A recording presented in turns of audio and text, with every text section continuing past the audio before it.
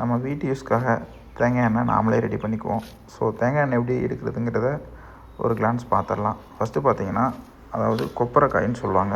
தண்ணி ஆடாத காய், அதாவது நம்ம யூசேஜ் போக பேலன்ஸ் வந்து ரொம்ப நாள் வச்சுருந்தோம்னா தண்ணி ஆடாமல் போயிடும். ஸோ அந்த காயை நம்ம உடச்சி அதில் இருக்க பருப்பை எடுத்து காய வைக்கணும். இப்போ நம்ம பார்த்தீங்கன்னா, தேங்காய் வந்து மட்டையோட வெட்டியும் உரிக்கலாம், அதில் இருக்க பருப்பை எடுக்கலாம், சரி உரிச்சும் இந்த மாதிரி எடுக்கலாம். இதில் உரிச்சு எடுக்கிறதுல என்ன அட்வான்டேஜ்னு பார்த்தீங்கன்னா, நமக்கு வந்து பார்த்திங்கன்னா மட்டையும் கிடச்சிரும், மட்டையை வந்து நம்ம யூஸ் பண்ணிக்கலாம். அது இல்லாமல் அந்த ஓடும் கிடச்சிரும். ஓடும் இப்போ பார்த்திங்கன்னா ஒரு ரேட்டுக்கு எடுப்பாங்க. அது எவ்வளோ பார்த்திங்கன்னா, இப்போ ரீசெண்டாக பார்த்திங்கன்னா லாஸ்ட் டைம் வந்து கிலோ வந்து 22 ரூபீஸ்க்கு எடுத்தாங்க. ஸோ அது மாதிரி நம்ம இந்த மாதிரி தனியாக பிரித்து எடுத்துட்டோன்னா நம்ம எல்லாமே ரேட்டுக்கு கொடுத்துடலாம். ஸோ இது நமக்கு பெரிய அட்வான்டேஜ் தான். நம்ம பருப்பை எண்ணெய்க்கு யூஸ் பண்ணிக்கலாம், ஓடை வந்து ரேட்டுக்கு கொடுத்துக்கலாம். ஸோ மிகப்பெரிய அட்வான்டேஜ் இருக்குது இதில். இது வந்து பார்த்திங்கன்னா நிறைய பேருக்கு தெரியறதில்ல, அந்த ஓடும் ரேட்டுக்கு எடுத்துக்கிறாங்க அப்படின்னு சொல்லிட்டு. எனக்கே தெரிஞ்சதில்லை, இப்போ ரீசெண்டாக தான் தெரியும் இந்த ஓடும் ரேட்டுக்கு எடுத்துக்கிறாங்க. ஸோ பார்க்கும்போது நம்ம ஆயில் தயாரிக்கிறது ஈஸியாக தெரியும், பட் அது ஒவ்வொன்றும் ப்ரிப்ரேஷன் பண்ணி நம்ம ரெடி பண்ணி அதுக்கப்புறம் எடுக்கும்போது அது எவ்வளோ பெரிய கஷ்டம்னு நமக்கு தெரியும். ஸோ ஃபஸ்ட் நம்ம இந்த மாதிரி தேங்காயை உரிக்கணும். உரித்ததுக்கப்புறம் தான் நம்ம அதை வந்து உடச்சி எடுக்கணும். உடச்சி எடுத்து உடனே வந்து நம்ம அதை ஆயில் மில் கொண்டு போய் இது பண்ண முடியாது. கொஞ்ச நாள் பதப்படுத்தணும், அதாவது வெயிலில் வச்சு காய வைக்கணும். ஸோ அதை வெயிலில் வச்சு நல்லா காய வச்சு பக்குவப்படுத்தினதுக்கப்புறம் மட்டும்தான் நம்மளால் அதுலேருந்து ஆயிலை பிரித்து எடுக்க முடியும். ஸோ அதை எவ்வளோக்கு எவ்வளோ பக்குவப்படுத்துகிறோமோ, எவ்வளோக்கு எவ்வளோ அதை வெயிலில் நம்ம காய வைக்கிறோமோ அவ்வளோக்கு எவ்வளோ பார்த்திங்கன்னா நமக்கு வந்து ஆயில் வந்து கெயினாக அதிகமாக கிடைக்கும். ஸோ அதனால் எந்த அளவுக்கு நல்லா காய வைக்க முடியுமோ அந்தளவுக்கு நல்லா காய வச்சிடணும். இப்போ நம்ம பார்த்தோன்னா ஓரளவுக்கு தேங்காயை உரிச்சிட்டு நம்ம அங்கே தோட்டத்தில் ஆட்கள் இருக்காங்க, அவங்கள்ட்ட கொண்டு கொடுத்தோன்னா அவங்க ஃப்ரீ டைமில் அதை உடச்சி நல்லா ரெடி பண்ணி கொடுத்து, ஸோ அவங்க நல்லா பக்குவப்படுத்தி பதப்படுத்தி கொடுத்துருவாங்க. அதுக்கப்புறம் நம்ம மில்லில் போய் ஆட்டிட்டு, அதாவது தேவையான அளவு மட்டும் நம்ம ஆட்டிட்டு பேலன்ஸ் அங்கே எவ்வளோ அமௌண்ட்டுக்கு போகுதோ ரேட்டுக்கு கொடுத்துட்டு வந்துடுவோம். ஸோ நமக்கு மந்த்லி இவ்வளோ தேவை நீடு இருக்குது அப்படின்னா இவ்வளோ ஆயில் மட்டும் நாம் வேணுங்கிறதுக்கு மட்டும் அளவாக ஆட்டிட்டு அளவாக இது பண்ணிட்டு வந்துடுவோம். ஸோ ஏன்னா இதை வந்து நம்ம ரொம்ப நாளைக்கு டம்ப் பண்ணி வைக்க முடியாது. ஏன்னா நேச்சுரலாக நம்ம ஆட்டுறது, நேச்சுரலாக இருக்கிற விஷயங்கள் பார்த்திங்கன்னா ரொம்ப நாளைக்கு வந்து லைஃப் கொடுக்காது. ஸோ ஒரு 1 மந்த் 1.5 மந்த் வரையும் தாங்கும். அதுக்கப்புறம் ஒரு மாதிரி ஸ்மெல் அடிக்க ஆரம்பிச்சிடும்.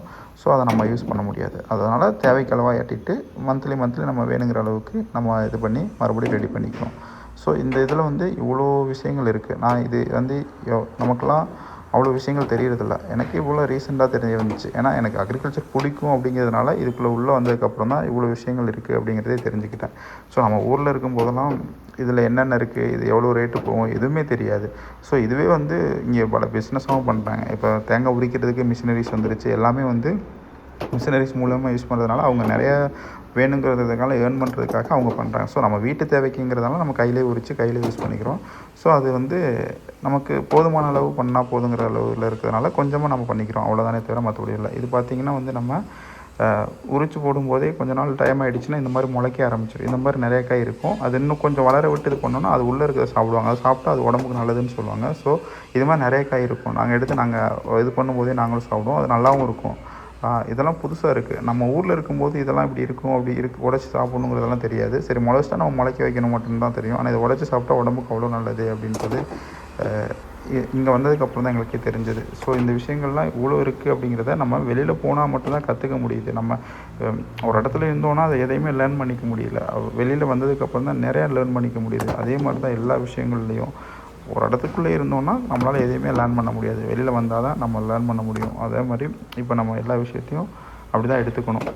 இப்போ நாங்கள் ஃபுல்லாக லோட் பண்ணி முடிக்க போகிறோம். எல்லாமே அள்ளி போட்டுட்டு நானும் என் ஃப்ரெண்டும் கிளம்பணும். போயிட்டு அங்கே போய் இதை கொடுத்து பக்குவப்படுத்த சொல்லணும், உடச்சி இது பண்ணணும். ஆனால் இதில் நிறைய விஷயங்கள் இருக்குது. நம்ம இதை ரெடி பண்ணும்போது மழை இந்த மாதிரி விஷயங்கள் நிறைய பார்க்க வேண்டியிருக்கும். நம்ம மழை வர டைமில் இதை உடச்சி போட்டோம் அப்படின்னா காயில் கருப்பாக அடிச்சிடும். அந்த காயில் கருப்பாக அடிச்சுன்னா அது வந்து நம்ம யூஸ் பண்ண முடியாது.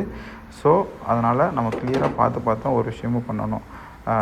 நல்லா வெயிலெலாம் பார்த்துட்டு அந்த அட்மாஸ்பியர் எப்படி இருக்குங்கிறத நம்ம ஃபஸ்ட்டு கெஸ் பண்ணணும். கெஸ் பண்ணி கணிச்சதுக்கப்புறம் தான் நம்ம இதை ஸ்டார்ட் பண்ணவே ஆரம்பிக்கணும். இல்லை அப்படின்னா ரொம்ப கஷ்டம்.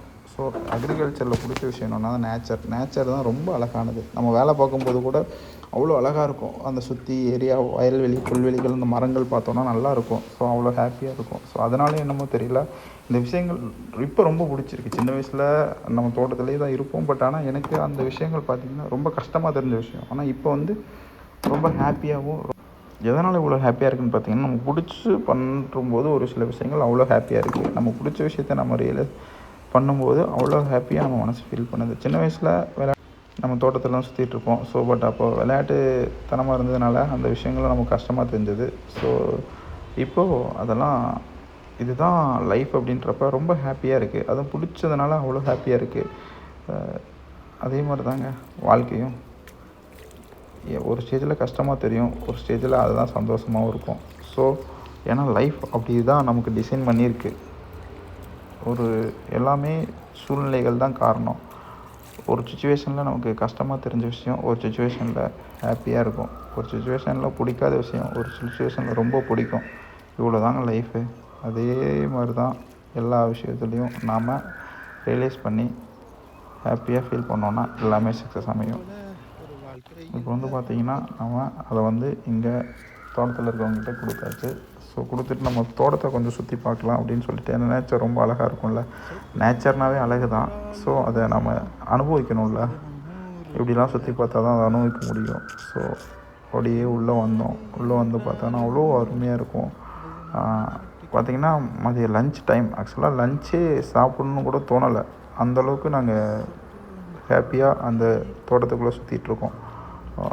இது எத்தனை பேருக்கு கிடைக்கும்னு தெரியல இந்த லைஃபு. பட் எனக்கு கிடச்சிருக்கு. ஸோ அதை நான் ஹாப்பியாக ஃபீல் பண்ணுறேன்.